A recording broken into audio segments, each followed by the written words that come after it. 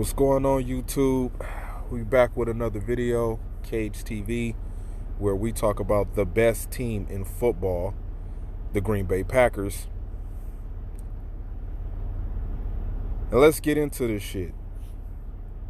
Now, there's a lot of things swirling around in the news realm with people, of course, your media outlets, media platforms, sports media platforms are talking about the Green Bay Packers drafting a quarterback.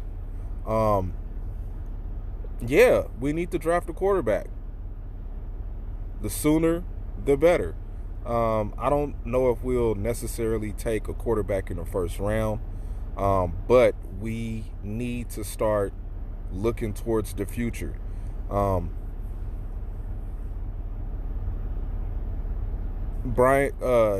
Brian Gutekunst was asked a question about drafting a quarterback, and he said, yeah, I think as an organization, you should always be looking to draft a quarterback. You should always be looking to draft a quarterback.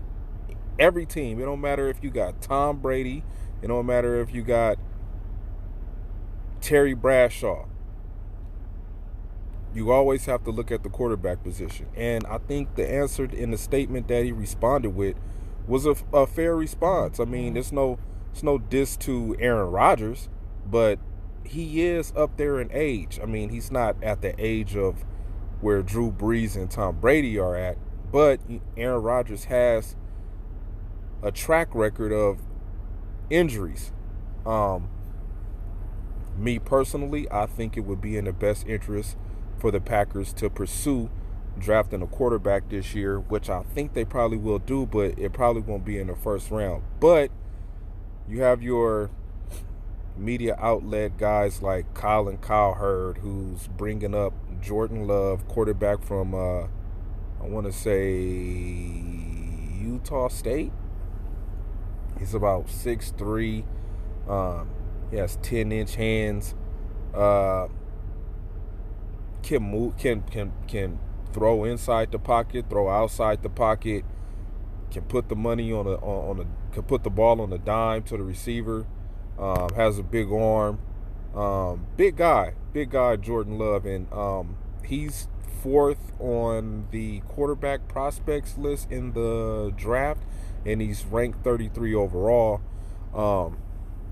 As far as out of the top 100 players going into the draft. And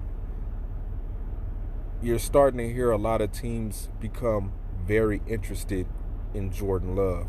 Now, I don't know for sure if that's the quarterback that the Green Bay Packers are looking at, but since his name is popping up all over the place, some people expect or suspect that's who the Packers are leaning towards to drafting.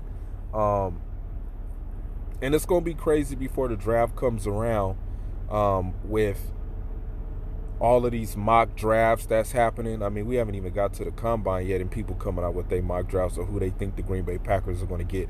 But today at the interview session portion of the combine in Indianapolis, Brian Gutekunst spoke up on potential receivers. I'm not sure if that will be a priority for our first draft pick. I'm getting bothered so much by all of these people. I'm not sure if a receiver is in a direction that the Packers want to go with a first round pick.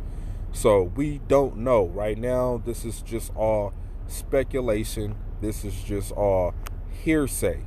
But if Jordan Love is still around somewhere within the second round, because we don't know who's going to trade up in the first round, who's going to trade down in the first round, because that's one thing that these mock draft guys fail to think about when they're doing their mock draft. They think everything is just going to go in complete order. I don't believe so. Trades will be made. But as far as the Green Bay Packers, who knows what quarterbacks they have a list of, or who they are interested in, and if they have it, and if they have, I think they talked to Jordan Love. They might have talked to Jordan Love. I'm not sure. They talked to a couple of receivers, but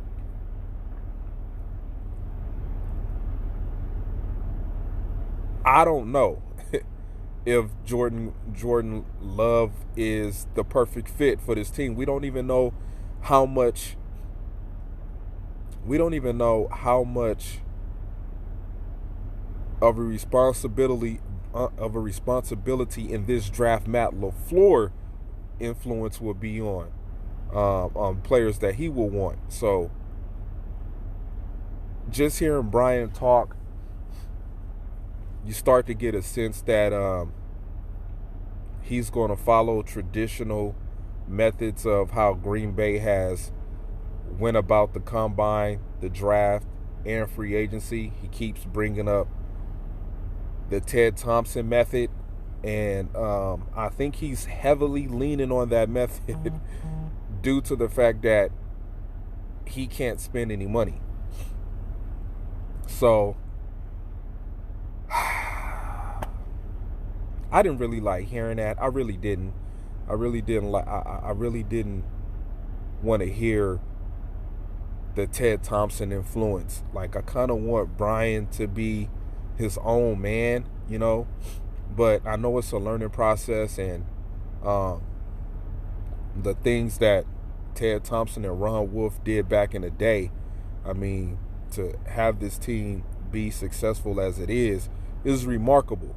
And I understand where Brian Gutekunst is coming from. I mean, if you want to rely on the old traditions that the Packers have went with as far as protocol addressing the draft and free agency, and how Ted used to maneuver,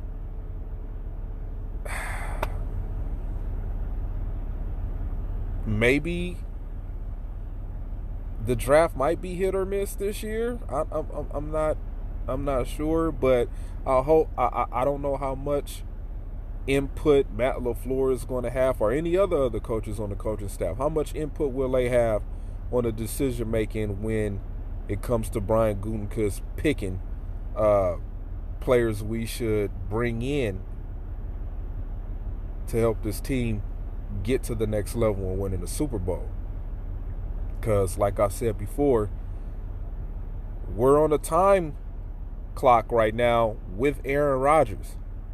You know, this whole last season, I just got tired of hearing Aaron Rodgers saying, "Oh, I'm on the back nine of my career. I'm on the back nine of my career. I'm close to the 18th hole." Like, we know, man. We know that you're not going to be able to play forever. We understand that. So I hope Brian Gutekunst, Matt LaFleur, and all parties involved in this process really take a good, close look at evaluating who they feel will take over the QB1 position once Aaron Rodgers is no longer playing football. You know,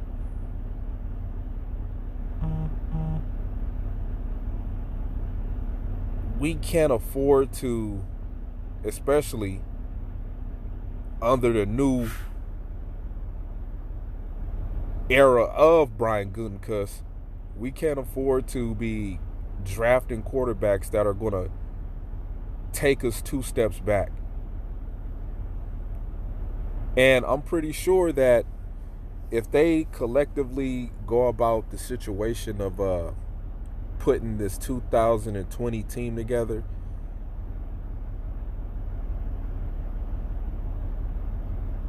I think that they could find somebody that can try to live up to the standards of what Aaron Rodgers has done for this organization. And believe you me, it's going to be some pretty big shoes to fill. Plus, we are now on a time clock where we have to really monitor Aaron Rodgers. Now, his biggest issue, Aaron Rodgers' issue, is can he play through injuries? I believe that's what he's going to try to do, is play through his injuries for the remainder of his career. So, in doing so, Brian Gutekunst and Matt LaFleur and all parties involved with this team is going to have to do their due diligence into making sure that the next man up behind Aaron Rodgers is the right guy. And me personally, I would rather we draft the next Green Bay Packers quarterback instead of getting some guy who played on a different team but it didn't pan out, and now we got to give him some Kirk Cousins deal, and I don't want to deal with that. I'd rather we draft a quarterback, groom him up, see how and this is going to be a reflection on Matt LaFleur and his coaching abilities too.